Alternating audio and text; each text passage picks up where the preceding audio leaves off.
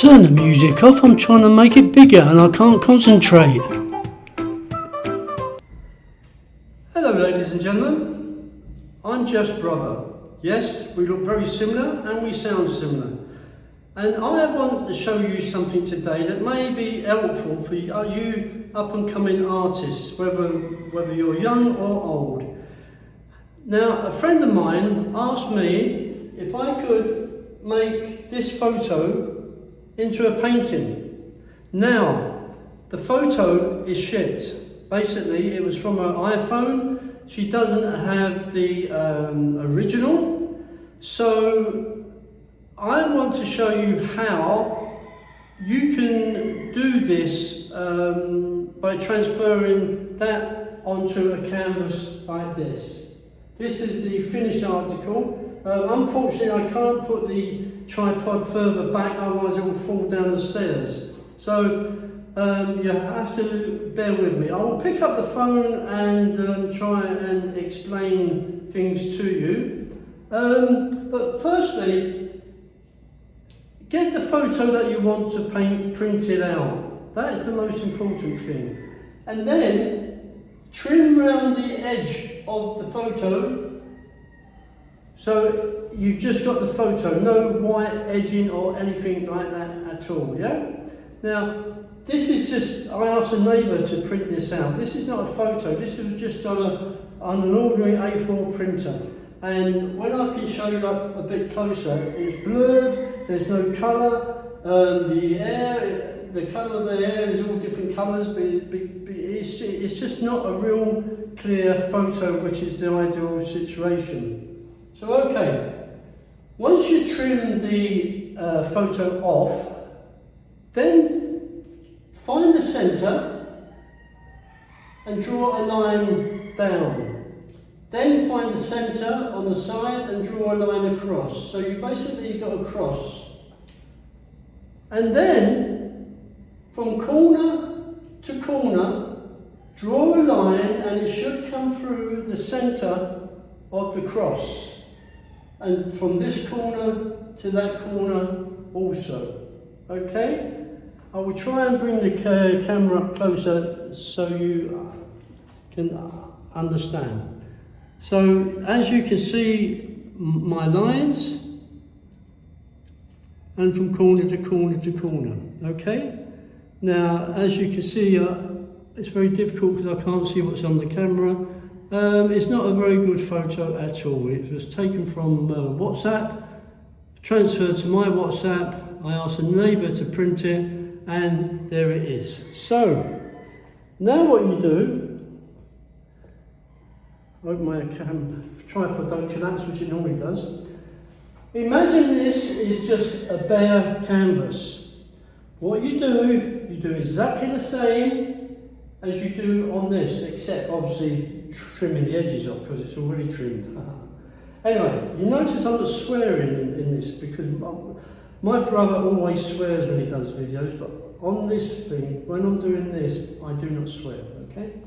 Now, imagine this is a blank canvas.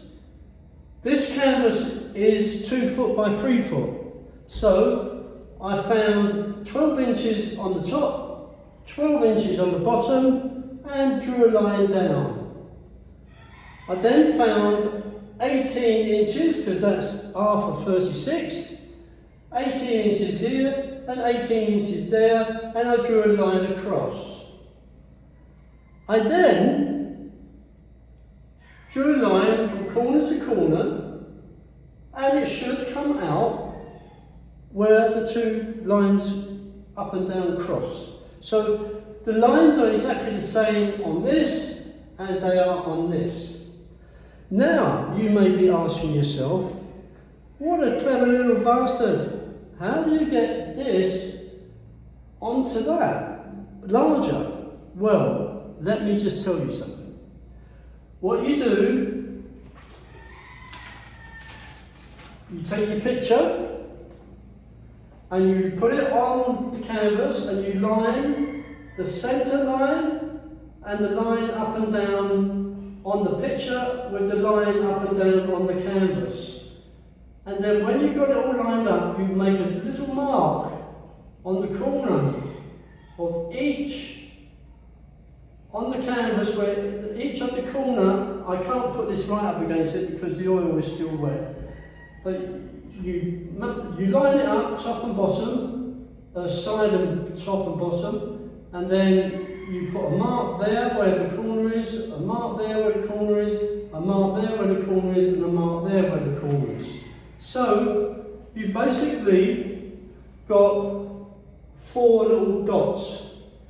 So what you do now, from the centre of the crosshairs, you draw a line through the dot, and it may come out here.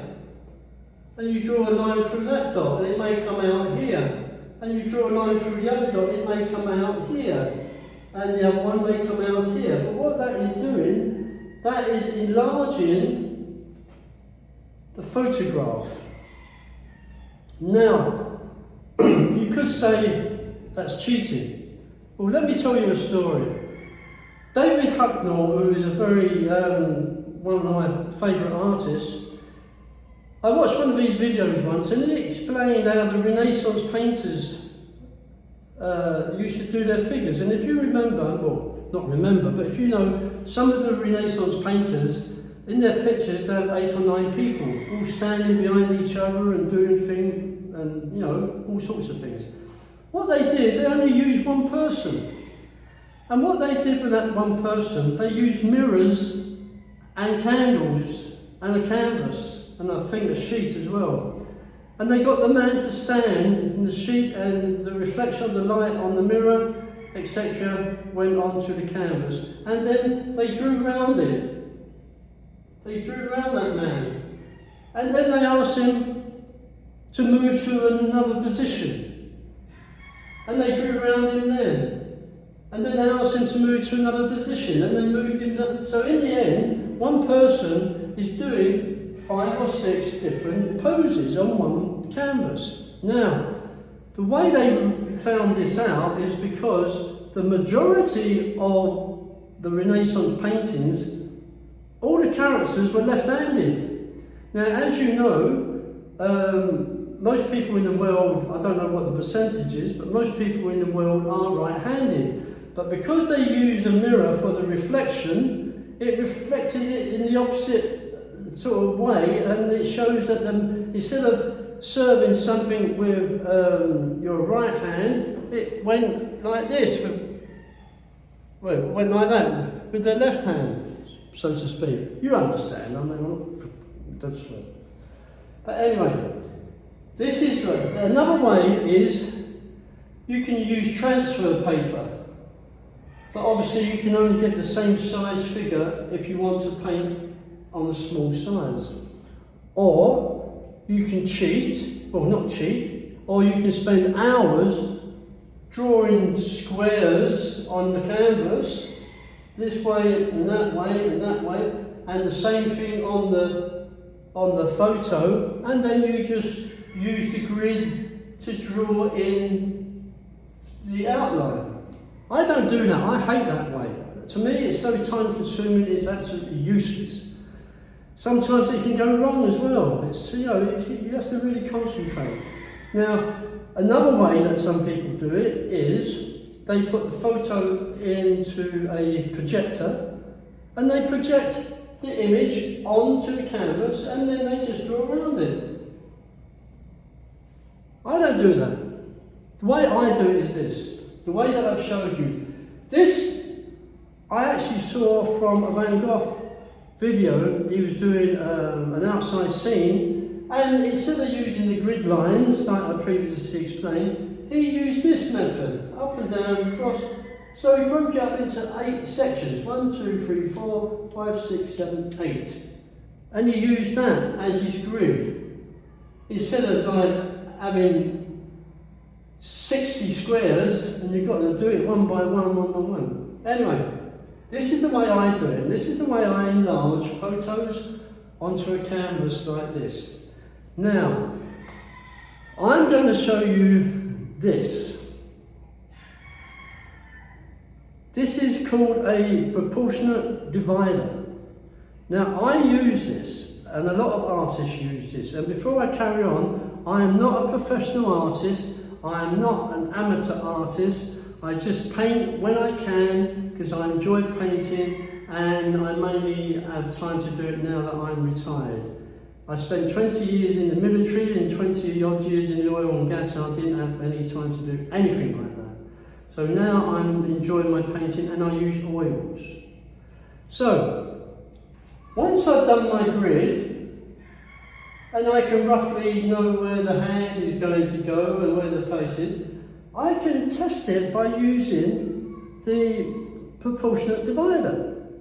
And I'll just give you a quick demonstration. I don't know if you can see it, I apologise if you can't. But for example, if I go to the side of the face, from ear to ear, I can put it on ear, and it's near enough exact. I'll give you one more go. For example, obviously the lines have already been painted out, so it's a bit harder. But from the centre line to the edge of the hand, I don't know where the centre line is, but I should imagine the centre line is about there. So it's the same with the eyes. In between the eyes, eye sockets should be the same width as what the eyes are actually, because it's split into three. That's the nose, and that is the distance between the two eyes. So I use a proportionate divider. I do not use this particular proportionate divider. I just sent off for this. It cost me 300 pesos on Lazada.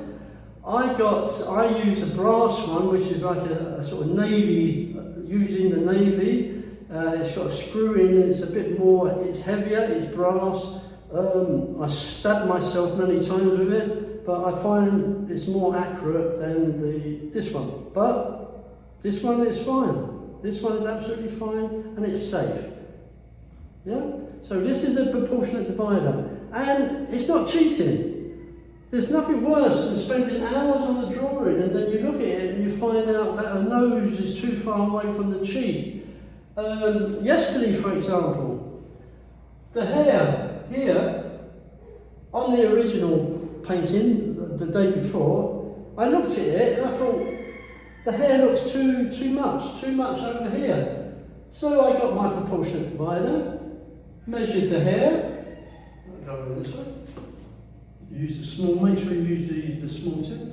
I use the hair from the side of the face to the edge of the hair, and it's right now. Where before, it came to about there, and it looked odd, and I knew it looked odd. You can tell that something's not right. And then I went back and I measured, and I filled the background in to make this narrower, and the hair here a little bit more out. Now, let me just give you some, not advice, it's just a tip. For the background, I use acrylic. The reason I use acrylic is because they're cheap, you just mix it with water. I just mix it up in a little jar, whatever colour I want, grey, I'm black and white, grey. I brush it on and then I get a rag and then I just, yeah? That's after I've done all my drawing. I do the grid lines, I do my sketch, and then I do my background, so it covers some of the lines up as well, and then I start to paint. And yes, I make mistakes. Every person that paints makes mistakes. This area here was the hardest. I just couldn't see what the colour was on there. It was a nightmare.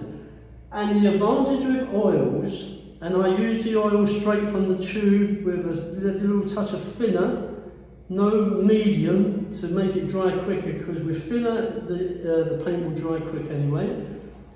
But if you use the paint straight from the tube, it's got the right amount of pigment, it's got the right amount of oil, and it's smooth, and it's dry. Yeah? The only thing I had it that she wanted was that ring. It's not on her hand, but she wanted a ring put on it. So I put the ring on it. Now, this took me on and off about, I would say, with the drawing maybe a week, because sometimes I've done a bit and then I had to leave it, and then I had to go out and do things. I helped Jeff make videos for YouTube and things like that. But that is all I did. I just thought I'd just throw this video in just to give you an idea for you. If you want to practice, you can do it. You can make this into this. You don't need special equipment, just a bit of patience. Patience is the essence, and yes, you will make mistakes, but the advantage with oil is you can get your palette knife and you can scrape it off. Just get your point on your palette knife and scrape it off, get a cloth, rub it, and then you can start again. The hardest thing for me on this particular picture was the mouth, because on here it's not very clear and it's got a little bit of red shadow underneath which threw the thickness of the lips out, and I couldn't and it was trial and error. I don't know how many times I've kissed them lips, but bloody hell, it took me a long time to get this what I think is right. So, I hope you've enjoyed this 16 minutes. I hope you've enjoyed this very short video. It's just like all my videos, I like to vary the content. So I'll do it up again. That's the picture. I don't know if you can see it because, and this is the, sometimes it doesn't look right when it's, I'm trying to get the focus, but obviously I can't see it properly. But anyway, believe me that when you're actually here in the flesh, it looks a lot better than it does on video. So the person is pleased with it. I'm happy because it's out the bloody way now, and I can start on a new canvas, which I really want to do a sort of a child crying, kneeling, sitting down crying. But anyway, I've got to go out and hit a child first to make him cry, and then I can take his photo. But I hope you've enjoyed it. I've enjoyed doing it, and I hope you enjoy Jeff's videos. And if you can like and subscribe, because I know he always forgets to say so. But anyway, any questions, any comments, don't send them, it makes me cry. So all the best and good painting days, and be patient. And just out of interest, I use Winsor & Newton oils. I got it from Amazon. My canvases I made in a place in Cebu, which is very, very, very, very good. I paid 150 peso for them to be delivered to Paho on the back of a motorbike. I got 2 canvases this size. He ran out of GSO, so he had to go and buy GSO, which was more expensive. But anyway, I found the needs. Art Bar in SMO is where I bought the acrylics, and now I know where I can get the supplies from. Then I can start going ahead with more paintings. But anyway, like I said, I just do it in my spare time. I've not had any formal training whatsoever. I'm totally self-taught, and from an early age I had a bit of a gift for painting, so there you go. Just enjoy it. Thank you. Okay, you can turn the music back on. It's not going to get any bigger than what it is. I've tried, but it's not going to get any bigger.